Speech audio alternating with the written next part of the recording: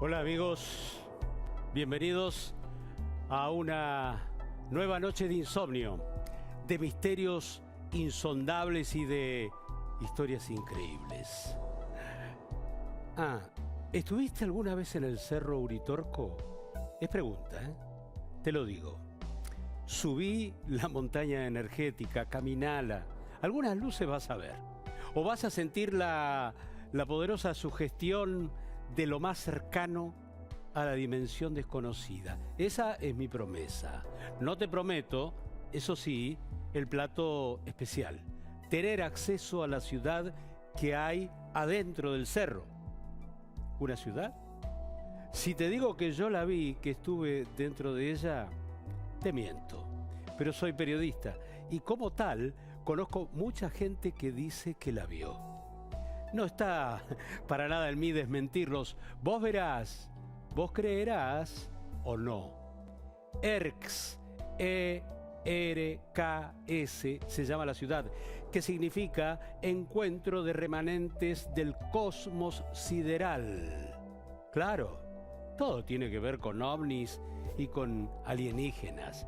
Los ovnis, o los platos voladores como se los llamaba antes, periódicamente vuelven a ponerse de moda, ¿no es cierto? Ahora mismo, los norteamericanos muestran videos de ellos filmados por sus aviones de combate. Es como que están aceptando su presencia. Si te pones a pensar, el cine no los abandonó nunca. Todos los años aparece algún estreno fantástico, alguna vuelta de tuerca sobre un tema clásico. ¿Y sabes por qué? En mi humilde opinión, claro, porque nadie puede asegurar que estamos solos en el universo, con lo cual el misterio continúa. Y si la vida fuera de la Tierra es una posibilidad, el que existan seres acaso más inteligentes que nosotros y que tengan sus medios de locomoción, por llamarlos de alguna manera, es cuanto menos verosímil. Esa es la palabra clave, verosímil, que parezca verdadero o creíble. Te cuento que dicen que esta ciudad está bajo tierra, a unos 50 kilómetros debajo de la superficie, habitadas por seres de luz, gente de otras galaxias.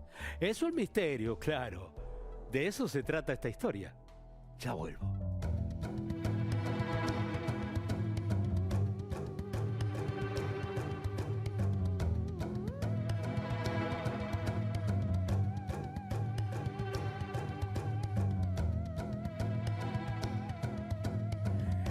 Qué lindas estas historias. Yo recuerdo mi vida periodística cuando me mandaron a investigar los raros fenómenos que ocurrían en un campo uruguayo de Salto que está frente a Concordia, donde los árboles estaban huecos y los animales quedaban como disecados en vida, al parecer, por los efectos de los rayos que emitían platos voladores que visitaban con frecuencia la estancia La Aurora. Desde entonces anduve metiendo las narices en varios misterios por el estilo. El tema es apasionante. Spielberg y todos los demás contaron sus historias sobre hechos que no tienen explicación. Eso lo demuestra. Pero sin dudas fue muy gratificante y perturbador para mí explorar el Cerro Uritorco en Córdoba. 2 veces estuve y escribí en mi diario de bitácora después de esas experiencias lo que vas a escuchar ahora sobre el cerro y la ciudad subterránea de ERKS.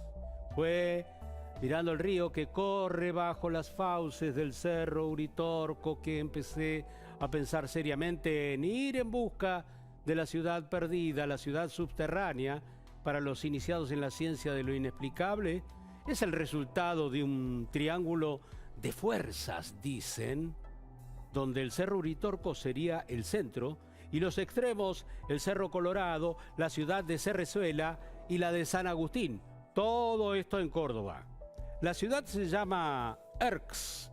Me dijo Jorge Suárez, un especialista y fanático de estos casos paranormales, al que descubrí gracias a su programa de radio en Capilla del Monte, un pequeño y pintoresco pueblo serrano de Córdoba, donde hasta los perros contarían encuentros con seres extraterrestres si pudieran hablar.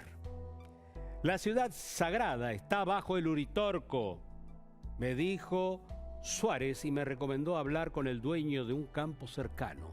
Y así llegué a un sitio muy especial por las raras geoformas que la erosión de siglos, el agua, la lluvia, el viento había hecho por aquí y por allá. Parecían esculturas de piedra como figuras de animales o seres humanos. Con la penumbra metían miedo. Ese lugar en la falda del Cerro Uritorco se llama Los Terrones y es un paraje inquietante. El hombre que me recibió, el dueño del campo, don Ramón Verón, lo recuerdo, tenía 81 años, las manos callosas y una bonomía que me llevó a preguntarle si creía en la existencia de Erx, porque recordarán que así fue que empezó este viaje, ¿no? El que tiene sentimientos la ve, contestó el hombre, sin dejar de sonreír. Llevaba puesto una campera y una gorra, usaba un pañuelo de seda en el cuello de color azul, rojo y blanco. Tenía el pelo cano y manchas de vejez en la piel. Recuerdo que nombró a un personaje extraño, de nombre Ángel Cristo Acoglanis. Él fue el que me habló por primera vez de la ciudad subterránea de Erx. Me dijo, este Acoglanis era un hombre enteramente misterioso que llegaba los sábados a Capilla del Monte con un grupo de acólitos, se calzaba una sábana blanca y los internaba tras sus pasos entre las paredes de piedra hacia las fauces de la noche para hacer rituales cósmicos.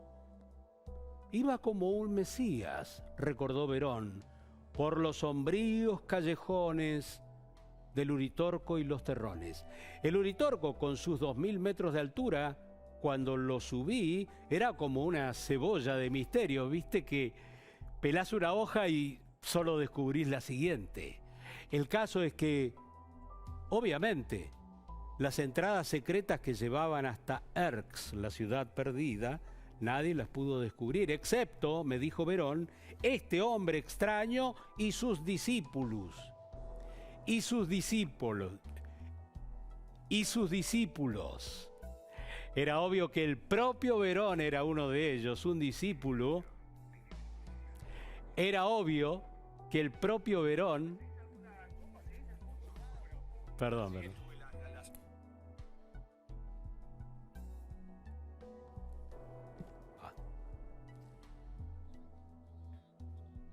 Bueno, tirá un poquito atrás, negrito.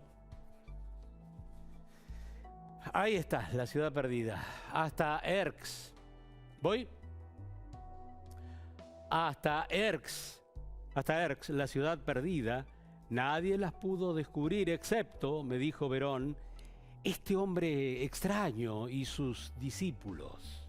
Era obvio que el propio Verón era uno de ellos, un discípulo, porque le tiré de la lengua y me dijo, el acceso a la ciudad está reservado solo a aquellos humanos formados en la dimensión cósmica.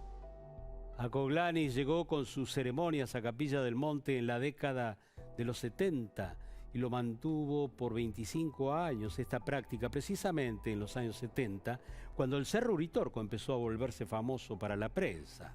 Extrañas luces que dibujaban señales en el aire, triángulos de energía cósmica, pastos que aparecían extrañamente quemados, hasta humanoides, dicen que vieron. Una cofradía de ufólogos, ovnílogos, sacó pasajes al pequeño pueblo cordobés para treparse a su cima y participar de ese festival de experiencias paranormales. El fenómeno se amplió en la década del 80. Así, todos colaboraron con las leyendas del Uritorco, el Cerro Macho. Eso quiere decir en el lenguaje de los antiguos indios comechingones. Hablando de estos, el misterio no es menor, ¿eh? Al parecer, fueron los únicos indios a los que les crecía la barba, eran llamativamente altos y, para completar el cuadro, poseían ojos azules. Raro, ¿no? Con todos estos datos, la llegada de las sectas esotéricas al Uritorco no iba a estar muy lejos. Antes de viajar, había recurrido a mi archivo personal, que me había aportado algunos datos. Por ejemplo, que las ciudades secretas o perdidas siempre han desvelado al ser humano. Por caso, Atlántida, Shangri-La, Camelot, Trapalanda, la ciudad de los Césares, Linlin, y todas tienen algo en común. Uno no las puede ubicar en un mapa. Caminando hacia la cumbre del Uritorco me vinieron a la mente pasajes de la Biblia, relatos de sobrecogedoras visiones de bolas de fuego cruzando los cielos, carros y arcas luminosas en la noche. El periodista Suárez también fue aguijoneado por las mismas conjeturas después de experimentar episodios paranormales, tanto que nunca más se apartó de la problemática ovni hasta ser el más férreo defensor de los fenómenos ajenos a nuestra comprensión. ¿Por qué existiría una ciudad oculta bajo el Uritorco? Básicamente, el periodista me dijo que los viajeros frecuentes del Uritorco, o sea, los alienígenas, están señalando un camino a la humanidad que no es otro que el de la preservación del planeta amenazado por experimentos nucleares subterráneos o por el achicamiento de la capa de ozono, por el mal manejo de la naturaleza, el calentamiento global, bueno, epidemias, esas preocupaciones. En Erx, los elegidos podrán refugiarse cuando llegue la catástrofe final a la Tierra. En el Uritorco se daría la futura regeneración de la raza humana, como un nuevo arca de Noé. Suárez pensaba que son nuestros hermanos mayores y están junto a nosotros desde hace muchísimo tiempo. Los ángeles, Mario me dijo, de ayer son los extraterrestres de hoy. Para Suárez era muy biblio, bastaba con leer la Biblia. La metáfora, por ejemplo, contó, de representar a los ángeles con alas era una forma de explicar por qué volaban. Muy suelto de cuerpo me dijo esto, ¿eh? Y está la ascensión de Jesús a los cielos en medio de relámpagos y vientos, nubes luminosas. ¿No es esto similar a los efectos que produce un cohete al despegar? Bueno, vuelvo al viaje hacia la cumbre. Un vaqueano, subiendo al Uritorco, me precedía en la trepada. Me guiaba. Juan Domingo Ochoa era un tipo joven, morocho, cara curtida por los vientos del Uritorco, siempre con el ceño fruncido como si estuviera en otra parte, como si su experiencia extrasensorial hubiera sido un punto que lo marcó para toda la vida. Y eso fue lo que le pasó a Suárez, y se diría que al 90% de los habitantes de Capilla del Monte, cuando apareció esa huella redonda en la falda del Cerro El Pajarillo, un círculo perfecto de 110 metros de diámetro que dejó todo el pasto quemado. Fue unánime, no cabían dudas. Un vehículo extraterrestre se había posado en el Cerro Cordobés. Según cuenta Suárez, la abuela doña Esperanza Gómez, que tenía 90 años por entonces, jugaba a las cartas con su nieto de 12 años en un rancho rural sin luz eléctrica cuando vieron una luz muy potente que entraba por la ventana. Al salir, se encontraron con un objeto volador que sobrevolaba el rancho y que luego se fue a la Sierra del Pajarillo enfrente. Un árbol que estaba en los fondos de la casa de la abuela, de repente sufrió una violenta aceleración de su proceso biológico y envejeció tanto rápidamente que se secó. Los que investigaron el caso no supieron explicar qué había pasado. Le sacaron la clorofila, explicó el periodista Suárez, porque la clorofila es la base de la alimentación de los seres de otros mundos. El caso es que el episodio llevó a miles de personas al Uritorco, y así fue creciendo la fama del Cerro Cordobés. Al pie del cerro, Suárez, antes de despedirme para mi ascenso, me había contado su propia experiencia. Me dijo que él vivió el avistaje programado de un ovni. No, sí, eso me dijo. Es una de las formas de los encuentros con alienígenas que parece ser esta, ¿no? Programar un avistaje con tiempo, lugar prefijados. Fuimos con un sensitivo que había llegado de Buenos Aires y un amigo mío contó en un tono confidencial. A la noche, a la hora indicada, apareció la luz. Era una esfera muy grande que avanzó hacia nosotros y mi amigo se preguntó si lo que estábamos viendo no sería un avión. Inmediatamente, el objeto lanzó como una estela y tomó una increíble velocidad y se perdió en la sierra. Fue mágico, me dijo Suárez. Pero si eso ya había resultado sobrecogedor para mí, a poco de andar, el vaquiano Ochoa entró en confianza y me confesó que él había sido chupado por un plato volador. Él lo dijo usando el término preciso, abducción. Me dejó con la boca abierta, pero seguí subiendo. Me contó, estaba con mi abuela y un tío, cuando de repente, desde dentro de la montaña, o eso me pareció, me dijo, un objeto salió desde adentro, un objeto gigante, era como una cancha de fútbol de grande que volaba. Qué curioso, le interrumpí. ¿Salió desde adentro de la montaña? Eso me pareció. Fue todo muy confuso, daba la impresión de que estaba 3 metros encima nuestro y a la vez a millones de kilómetros de distancia. Me dio la sensación de haber estado en su interior, donde no había nada, solo luz blanca. La máquina parecía flotar en el espacio, acompañada por meteoritos que giraban en torno de ella. Miraba hacia abajo y veía mi cuerpo, el de mi abuela y el de mi tío. Me dieron ganas de llorar, de reír. La sensación es que uno no sabe si está muerto o está loco. En fin, el caso es que, volviendo, Argentina está entre los 10 países más visitados por los platos voladores, por decirlo, según una curiosa estadística que leí por ahí. Aunque algunos creen ver el origen de los misteriosos vehículos en las carrozas de fuego surcando los cielos del apocalipsis bíblico, pero el fenómeno es en realidad mucho más moderno. El 24 de julio de 1947 es el día del plato volador. Ese día, un piloto, Kenneth Arnold, volaba en su pequeño avión sobre las montañas rocallosas cuando observó a 9 artefactos que a su juicio parecían pocillos de café invertidos. De allí viene su nombre popular, platos voladores. Volaban en perfecta formación y a velocidades de miedo. Eso contó. Seguí andando con el vaquiano. Abajo, Capilla del Monte se veía pequeña.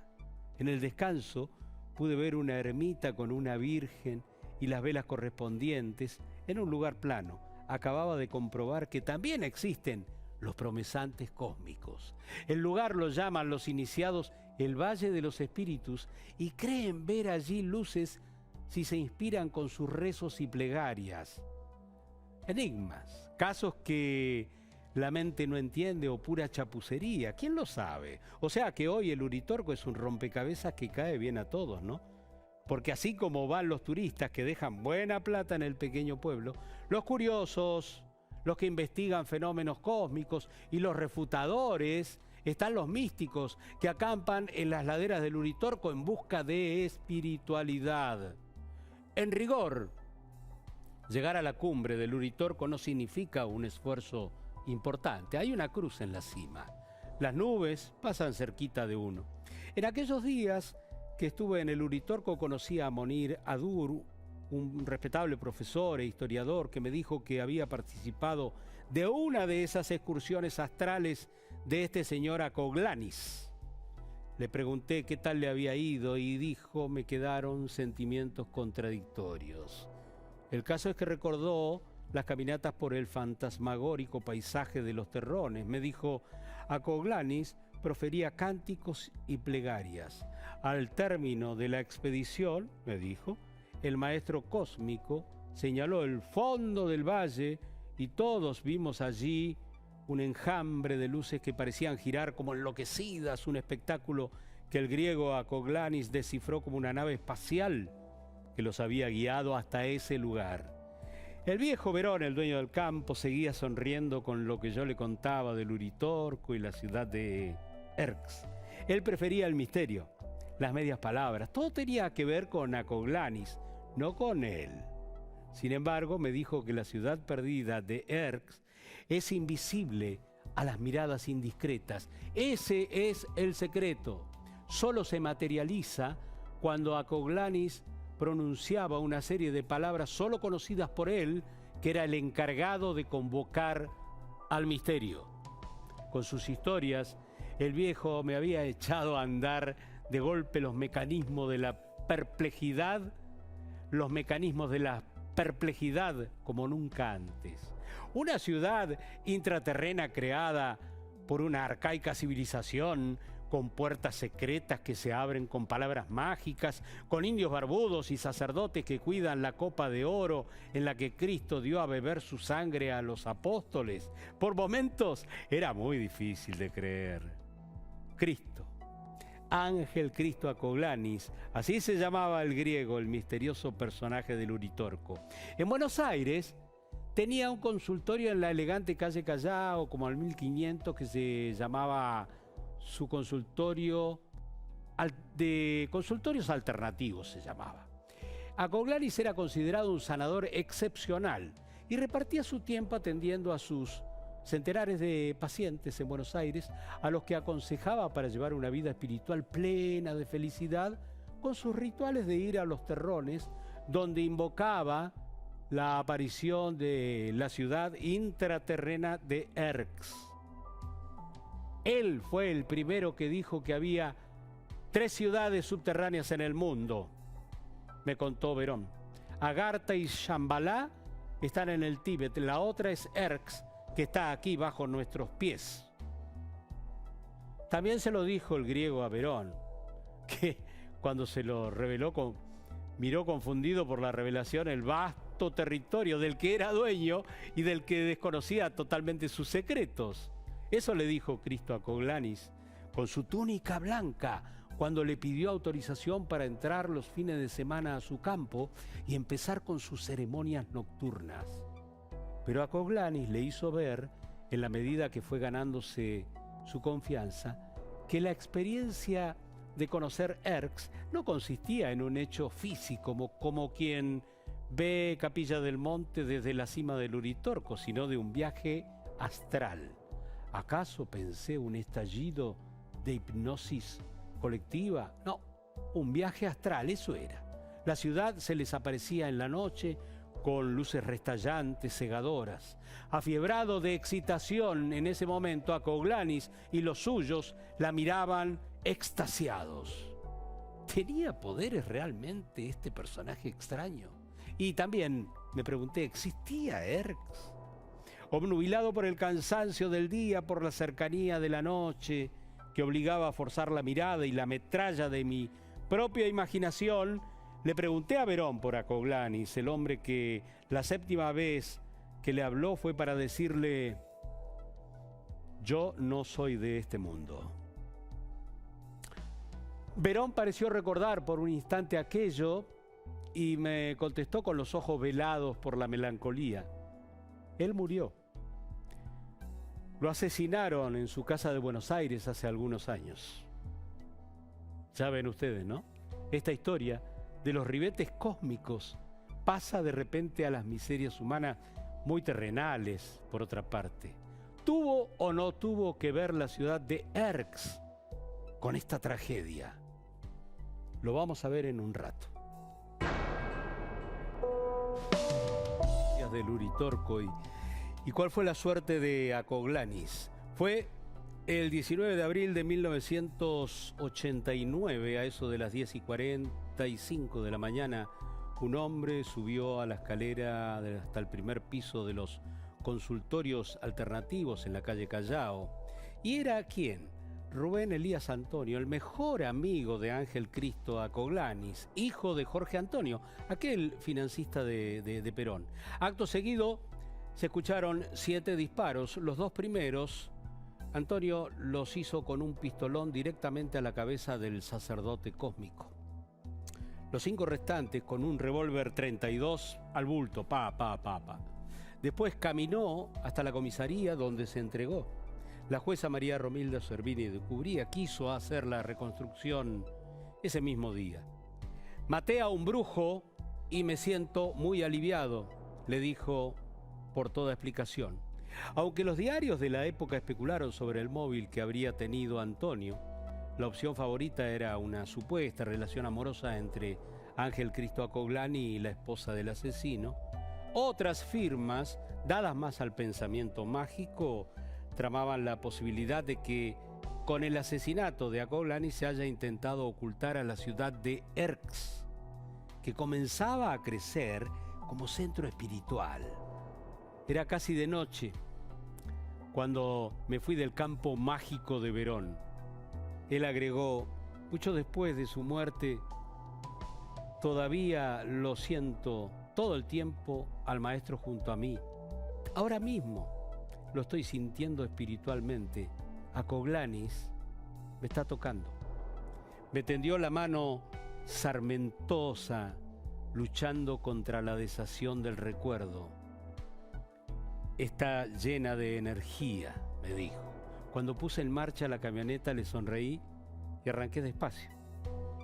Traté de controlar el brío de los 200 caballos de fuerza que llevaba bajo el capó de mi camioneta porque pensé que esos 18.000 seres intergalácticos que viven bajo la tierra de Don Verón en la ciudad subterránea de Erx podrían incomodarse mucho si alguien andaba haciendo ruido por el techo de sus casas.